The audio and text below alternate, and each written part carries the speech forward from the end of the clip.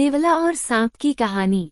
बहुत समय पहले एक गांव में एक किसान अपने परिवार के साथ रहता था। किसान की पत्नी और उसका एक छोटा बेटा था। उनका घर छोटा लेकिन खुशहाल था। एक दिन किसान को घर के पास एक छोटा सा नेवला मिला।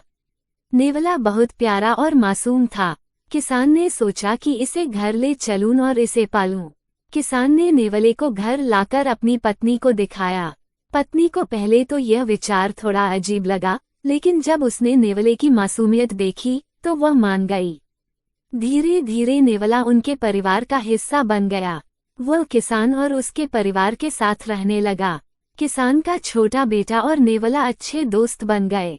दोनों दिन भर खेलते और एक दूसरे का साथ देते। नेवले की निष्ठा। नेवला बहुत वफादार था। उसने किसान और उसके परिवार को अपना माना और उनकी सुरक्षा का जिम्मा ले लिया। किसान और उसकी पत्नी भी नेवले का खूब ख्याल रखते थे। वे उसे अच्छा खाना खिलाते और उसकी देखभाल करते। सांप का आना। एक दिन की बात है, किसान अपने खेत पर काम करने गया था। उसकी पत्नी पानी भरने के लिए पास के कुएं पर गई थी। घर में सिर्फ उनका छोटा बेटा और नेवला थे। उसी समय एक बड़ा और खतरनाक सांप घर में घुस आया। सांप ने बच्चे को देखा और उसकी ओर बढ़ने लगा। नेवला समझ गया कि सांप बच्चे के लिए खतरा है। वह तुरंत हरकत में आया और सांप के सामने खड़ा हो गया। दोनों के बीच भयंकर लड़ाई हुई।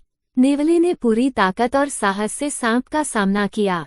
अंततः नेवले ने सांप को मार डाला। गलतफहमी। किसान की पत्नी जब कुएं से वापस आई तो उसने देखा कि नेवले का मुंह खून से सना हुआ था। उसे लगा कि नेवले ने उसके बेटे को नुकसान पहुंचाया है। गुस्से और गलतफहमी में उसने बिना सोचे समझे पास रखी हुई लाठी से नेवले पर वार कर दिया। नेवला जमीन पर गिर गया और वहीं दम तोड़ दिया।